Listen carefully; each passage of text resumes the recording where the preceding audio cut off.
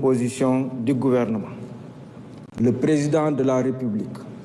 vu la Constitution, notamment en ses articles 49, 53, 56 et 57, vu le décret numéro 2024-921 du 2 avril 2024 portant nomination du Premier ministre, sur proposition du Premier ministre, décrète, article 1er, sont nommés membres du gouvernement Madame Yacine Fall, ministre de la Justice, garde des Sceaux, Monsieur Biram Souleye Diop, ministre de l'Énergie, du Pétrole et des Mines, Monsieur Cheikh Niang, ministre de l'Intégration africaine, des Affaires étrangères et des Sénégalais de l'extérieur, Monsieur Biram Diop, ministre des Forces armées, Monsieur Mohamedou Bamba Cissé, ministre de l'Intérieur et de la Sécurité publique, Monsieur Abdourahmane Sarr, ministre de l'Économie, du Plan et de la Coopération, Monsieur Cheikh Diba, ministre des Finances et du Budget,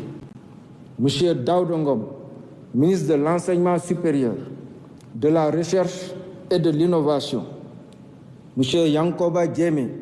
ministre des Transports terrestres et aériens, Monsieur Alioune Sall, ministre de la Communication, des Télécommunications et du Numérique, Monsieur Moustapha Mambagirassi, ministre de l'Éducation nationale, Monsieur Mabouba Diagne, ministre de l'Agriculture, de la Souveraineté alimentaire et de l'Élevage, Monsieur Cheikh Tidiane Dièye, ministre de l'Hydraulique et de l'Assainissement, Monsieur Ibrahim Sy, ministre de la Santé et de l'Hygiène publique, Madame Maïmouna Dièye, ministre de la Famille, de l'Action sociale et des Solidarités, Monsieur Amadou Moustapha Ndiek Saré, ministre de l'Emploi et de la Formation professionnelle et technique, Monsieur El Hadj Abdourahmane Diouf, ministre de l'Environnement et de la Transition écologique, Monsieur Balla Moussa Fofana, ministre de l'Urbanisme, des collectivités territoriales et de l'aménagement des territoires, Monsieur Serigne Gueye Diop, ministre de l'Industrie et du Commerce, Madame Fatou Diouf, ministre des Pêches et de l'Économie maritime, Monsieur Olivier Boukal, ministre de la Fonction publique, du Travail et de la Réforme du service public, Madame Khady Diène Gaye, ministre de la Jeunesse et des Sports, Monsieur Alioune John, ministre de la Microfinance et de l'Économie sociale et solidaire, Monsieur Déthié Fall, ministre des Infrastructures, Monsieur Amadou Ba, ministre de la Culture, de l'Artisanat et du Tourisme, Madame Marie-Rose Khady Fatou Faye, secrétaire d'État auprès du Premier ministre, chargée des relations avec les institutions, porte-parole du gouvernement, Monsieur Amadou Chérif Diouf, secrétaire d'État auprès du ministre de l'Intégration africaine, des Affaires étrangères et des Sénégalais de l'extérieur, chargé des Sénégalais de l'extérieur, Monsieur Alpha Ba, secrétaire d'État auprès du ministre de l'Agriculture, de la Souveraineté alimentaire et de l'Élevage, chargé des coopératives et de l'encadrement paysan, Monsieur Mohamed Ndaw, secrétaire d'État auprès du ministre de l'Urbanisme, des collectivités territoriales et de l'aménagement des territoires, chargé du logement, Monsieur Ibrahima Thiam, secrétaire d'État auprès du ministre de l'Industrie et du Commerce, chargé du développement des petites et moyennes entreprises et des petites et moyennes industries, Monsieur Bakary Sarr, secrétaire d'État auprès du ministre de la Culture, de l'Artisanat et du Tourisme, chargé de la culture, des industries créatives et du patrimoine historique. Article 2.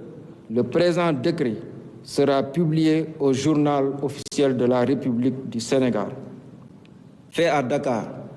le 6 septembre 2025 par le président de la République, Bassirou Diomaye Diakhar Faye, le Premier ministre Ousmane Sonko. Je vous remercie de votre attention.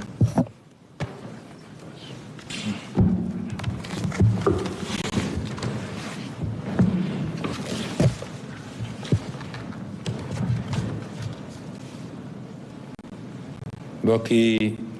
gannaaw buy ministre secrétaire général de la présidence de la République jànge ministre gouvernement bi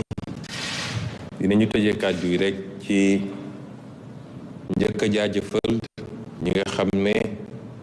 àndoon nañu ñun ci gouvernement liggéey ak ñun ci lu jege at ak genn wàll liggéey boo xam ne teg woon na ci engagement ak volonté di leen féliciter di leen remercier ci turu président de la République pour seen engagement di leen feddali it ni kóolute gi nga xam ne président de la République am na ko dakkul bés ni ki tey gannaaw bokkatuñu ci gouvernement ñi nga xam ne it ñuy dal gu bees la ci gouvernement bi duñ leen féliciter dañ leen di encourager di leen fàttali nag li ñuy xaar ci ñoom niñ ko defee bi ñuy waxtaan ak ñoom ci consultation gouvernement liggéey la gouvernement coono la gouvernement wuyu ci yittey Sénégal la rawatina bi ñu fekkee réew mi ci anam yi ñu ko fekk kon du gouvernement nguuru gouvernement coono la te kenn ku ne waxtaan nañ ci yow laata ñu lay dénk liñ la dénk di andi ñaar ba ñetti leeral yu gàtt rek ci ni ñu tëralee gouvernement bi ndax dañuy bëgg sénégalais yi saa su ne la ñuy def ñu xam li tax ñu def ko li jëm ci justice yitte la gu rëy rëy ci président de la République di yitte gu rëy ci gouvernement bi waaye di yitte gu rëy ci Sénégalais yi dina doon loo xam ne day nekk au cœur de l'action gouvernementale ci yitte yi gën a am solo lay doon ci la ñu war a def ci yeesal ci réforme waaye li ñu war a def ba service public de la justice dox ni mu war a doxee parce que suñu responsabilité la ñun ñëpp li nga xam ne day jëm ci emploi président de la République jox na ko solo soo xam ni moo tax ñu ber ko delloowaat ko ak formation professionnelle ak technique ngir jëmmal ko te fas yéene ko jox gëdd gi mu war a am ci yittey politique yi nga xam ne nañ ko développé ci gouvernement bi li jëm nag ci wàllu napp gi it di ngeen gis ni tur wi xaw naa soppiku tuuti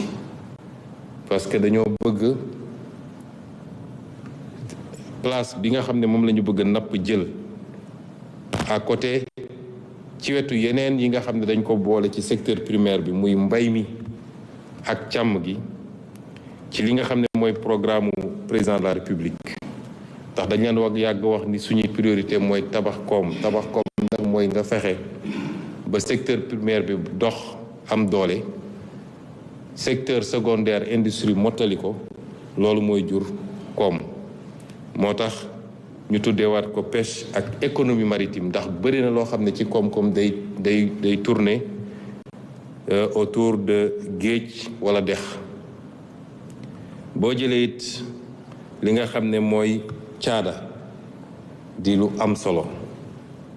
ndax bi ñu toogeeg léegi xamoon nañ ko sax démb waaye booy jàngat ak càmbar réew yi nga xam ne raw nañ ñu foofu ci développement